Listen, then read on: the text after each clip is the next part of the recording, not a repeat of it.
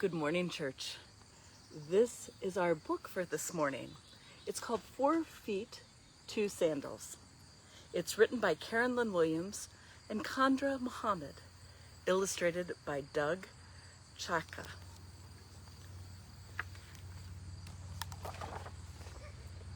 Lena raced barefoot to the camp entrance, where relief workers threw used clothing off the back of a truck. Everyone pushed and fought for the best clothes. Lena squatted and reached, grabbing what she could.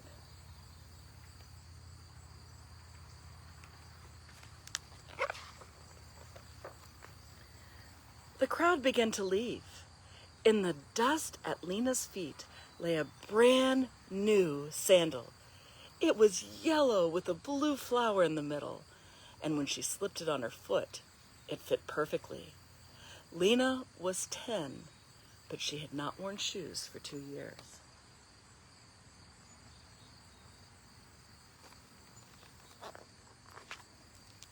She looked around for the matching sandal.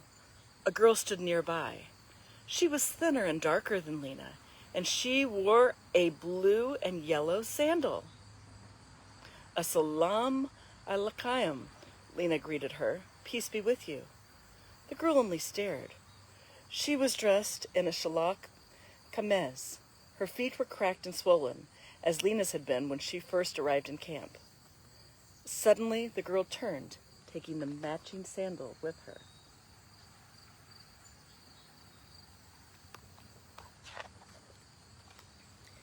In the morning, Lena went to do the washing wearing one beautiful sandal. She picked her way to the stream, careful to keep her sandal out of the filth. Her old shoes had been ruined on the many miles of walking from Afghanistan to Peshawar, the refugee camp in Pakistan. She had carried her brother, Najib, no bigger than a water jug then, but just as heavy.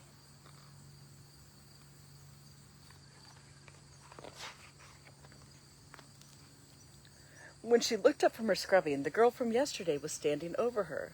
She wore the one sandal that she bent over and removed. Grandma says it's stupid to just wear one. She placed the sandal on Lena's feet. Then she turned and walked away. Wait! Lena grabbed both sandals and followed her. I am Lena.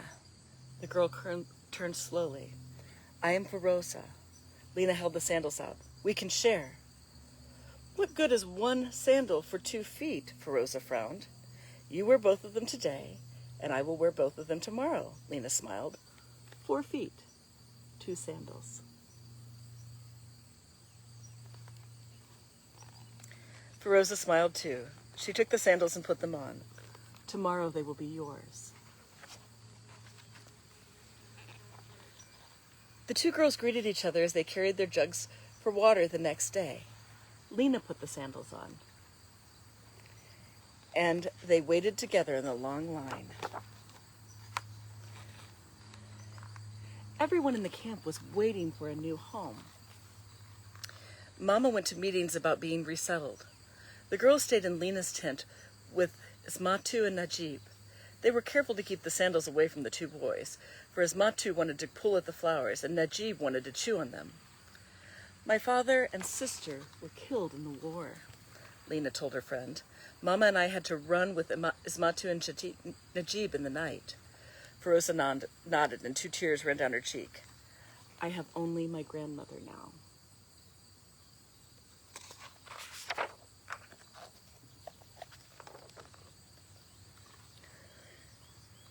When they did not have to work, Lena and Feroza crept up to the windows of the school and peeked inside.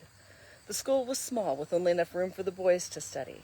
The girls practiced their names in the dirt and brushed the marks away so no one would see their mistakes. Sometimes each girl wore one sandal. Other children pointed and giggled, but Lena and Feroza did not care. In the evenings, the sky turned deep blue, and the first stars began to sparkle. Lena and Feroza watched the sliver of the crescent moon that signaled the beginning of Ramadan. They shared memories and whispered their dreams for a new home.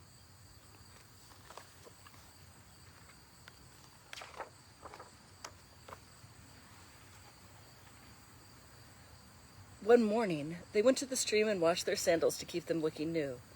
"Lena, come quick," Feroza's grandmother called. "Your mother says your name is on the list." Feroza grabbed the sandals. The two girls ran ahead to the office. Lena stood on tiptoes and squinted at the sign. "Mama's name is here. We're going to America." She looked at her friend. "My name is not there," Feroza said quietly. She looked at her feet as she spoke. She bent down and took the sandals off. She handed them to Lena. "You cannot go barefoot to America." Feroza gave Lena a hug.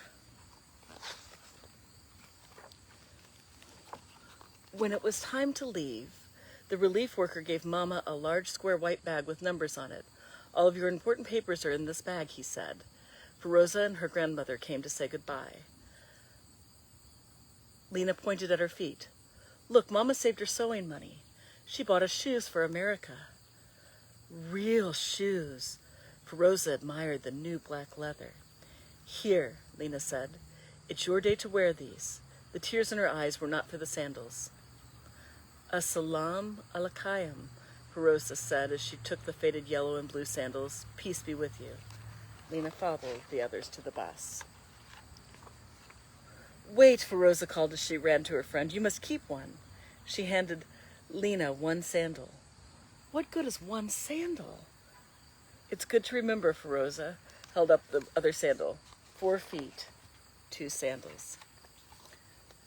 Lena felt the tears make a trail down her cheek. She slipped the sandal into her bag and climbed on the bus. Feroza ran alongside as the bus began to move. Lena leaned out the window. "We will share again in America," she called.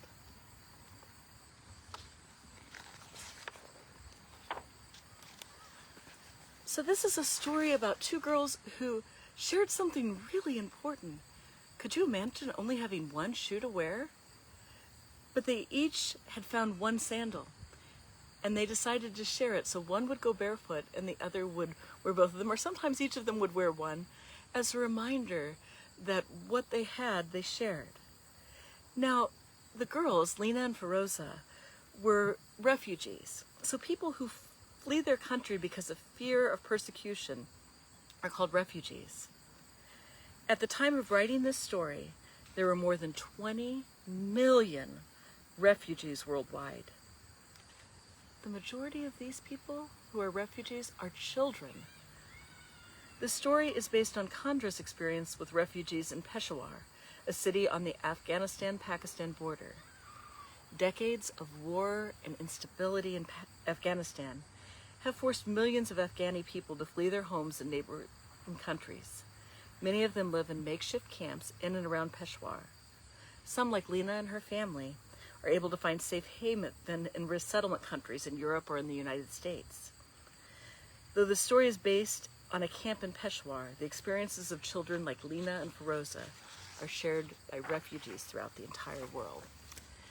Now, you may remember the Bible story that we read last week. The last 2 weeks was about Joseph. And Joseph had been sent into Egypt by his brothers. But then his brothers came, and they were refugees. They came to Egypt because there was no food where they lived in Canaan. And so they came because they were starving. And Joseph helped his brothers and their families resettle in Egypt. And we'll be learning more about this story of God's people in Egypt this Sunday. So I hope you'll be able to join us tomorrow morning at 10 o'clock. You'll be getting the link by your email or by the Facebook page. Have a wonderful weekend and have a wonderful day. And I will see you tomorrow.